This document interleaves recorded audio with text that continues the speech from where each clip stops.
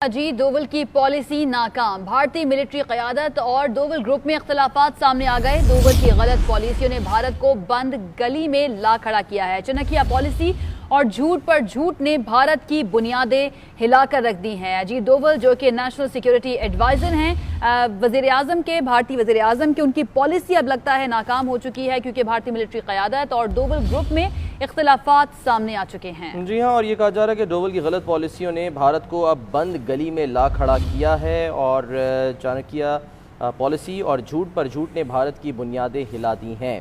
पाकिस्तान की जानिब से भी बार बार यही मौक़िफ़ बताया जा रहा था, अपनाया जाता है कि भारत जब भी बोलता है झूठ बोलता है और भारत की जानिब से जो भी पॉलिसी इख्तियार की जाती है वो झूठ पर मबनी पॉलिसी होती है, खा वो पाकिस्तान के ख़िलाफ़ हो, खा वो कश्मीरियों के ख़िलाफ़ हो, क्योंकि मकबूजा कश्मीर में भी जहाँ जहाँ पर कार्रवाइयाँ की गई हैं और उसके बाद भी पाकिस्तान की जानिब से ये मौक़िफ़ अपनाया गया कि भारत जो है वो कोई फॉल्स फ्लैग ऑपरेशन भी कर सकता है। माहिर बैनुल-अक़वामी उमूर सबाहुद्दीन साहब हमारे साथ मौजूद हैं, उनसे इस बारे में मज़ीद बात करते हैं। सबाहुद्दीन साहब, बहुत शुक्रिया आपके वक्त का। अब जो सूरत हाल भारत से सामने आ रही है वो ये कि भारतीय मिलिट्री क़यादत और दूसरी तरफ अजीत डोवल ग्रुप है, इन दोनों में इख्तलाफात अब खुलकर सामने आने लगे हैं और माजी में कुछ अरसे से हम देख रहे हैं कि भारत की जानिब से जो झूठ बोला जाता है पाकिस्तान को तंग करने की या पाकिस्तान के बारे में झूठा प्रोपेगेंडा करने की कोशिश की जाती है, उसमें तो नाकामी है ही, लेकिन उल्टा भारत के लिए यानी अपने मुल्क के लिए भी काफ़ी नुकसान अब तक उन्होंने करवा लिया है।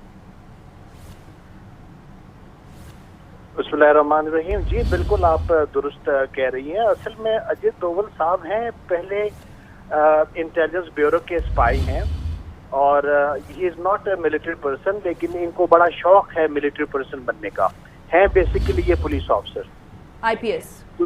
जी IPS ऑफिसर हैं। दूसरी बात ये है कि जितने इन्होंने स्टेप्स उठाए हैं, जितने इन्होंने, चाहे वो इनका कश्मीर के बारे में आर्टिकल को रिवोक करना था या बाबरी मस्जिद को इंसाइट करना था या फिर सेक्टेरियन बैटल ग्राउंड पूरे इंडिया को बनाकर बीजेपी को इलेक्शन जितवाना था, तो he has a very shrewd and evil mind. 24 तारीख को मैंने अजीत कुमार डोवल के नाम पे एक ओपन लेटर लिखा था, उसको मीडिया ने काफ़ी कवर किया, हाईलाइट किया और अजीत कुमार डोवल को मैंने मुबारकबाद दी थी कि आपने बहुत कामयाबी के साथ हिंदुस्तान को इम्प्लोड करने का बंदोबस्त कर दिया है, हिंदुस्तान को तबाह बर्बाद करने का बंदोबस्त कर दिया है।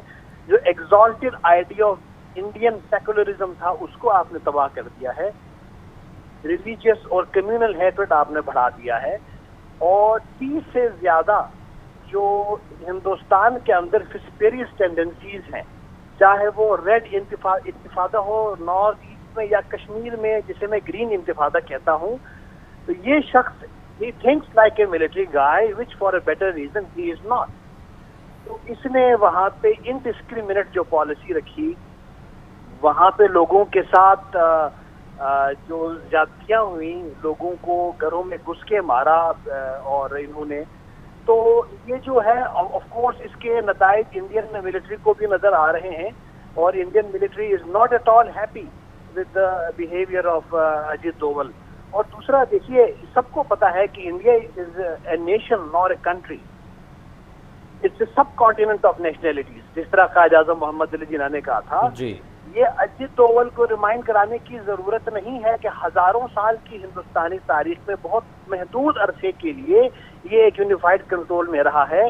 अजीत डोवल का ख्याल है कि ये अखंड भारत बनाएगा, एक बार फिर से तमाम नेशनैलिटीज को यकजा करेगा, इसीलिए उधर नेपाल को कोहनी मारता है, इधर चाइनीज के साथ छेड़खानी करता है और दूसरी तरफ पाकिस्तान के साथ तो है ही है इनकी दुश्मनी। ठीक है, बड़ा इंपॉर्टेंट आपने पॉइंट दिया है सबाहुद्दीन साहब, लेकिन इसमें ज़ाहिर है और भी नुक्ते हैं। ब्रिगेडियर रिटायर्ड गजनफर अली साहब भी हमारे साथ हैं, उनकी तरफ भी जाते हैं। ब्रिगेडियर साहब, आप फरमाइएगा, जो भी सबाहुद्दीन साहब ने भी बात की, इस बात का इदराक चले मिलिट्री को तो हो रहा है भारत की, लेकिन इसमें जो सहूलतकार का किरदार है वो तो मोदी हुकूमत भी बन रही है। इसमें जो भारत का मीडिया है वो भी सहूलतकारी कर रहा है, वो भी आगे से बढ़ चढ़ के बातें करता है। इधर से कोई बयान आता है तो सीधा इल्ज़ाम पाकिस्तान पे आ जाता है। तो ये सहूलतकारी जो है वो तो जारी है, लेकिन समझ कब आएगी फिर भारत को और इन भारतीय सहूलतकारों को? बहुत बहुत शुक्रिया। असल में जो गौरतलब बात है वो ये है कि भारत में इस वक्त जो टॉप पे जो क़यादत बैठी हुई है, जिसमें नरेंद्र मोदी से लेके इस अजीत कुमार डोवल नहीं बल्कि अजीत कुमार डेविल तक जितने लोग आते हैं, वो तमाम के तमाम प्रोडक्ट हैं दहशतगर्द इंस्टीट्यूशन, दहशतगर्द पार्टी। एक ऐसी पार्टी की आरएसएस जिसके अंदर 8 साल 10 साल की उम्र में जो बच्चों को ले जाया जाता है और उनके शाखा से जो कुछ पढ़ाया जाता है वो आपने देखा बाले पे, बम्बे पे, गन पे, किरपान पे, मारपीट पे और जुल्म और ज्यादती के ऊपर मबनी है। और उसकी रिफ्लेक्शन आपको इंडिया के अंदर उस वक्त नजर आई जिस वक्त की बाबरी मस्जिद वाला फसाद हुआ या मुसलमानों के खिलाफ फसादात हुए, और गुजरात में जो कुछ हुआ, इंडिया के नरेंद्र मोदी के खिलाफ जिसने इलेक्शन लड़ा था एहसान जाफरी, उनके साथ जो कुछ किया गया, उसको मारा गया, उनकी लाश के टुकड़े किए गए, उसको उसके घर के सामने लटका दिया गया।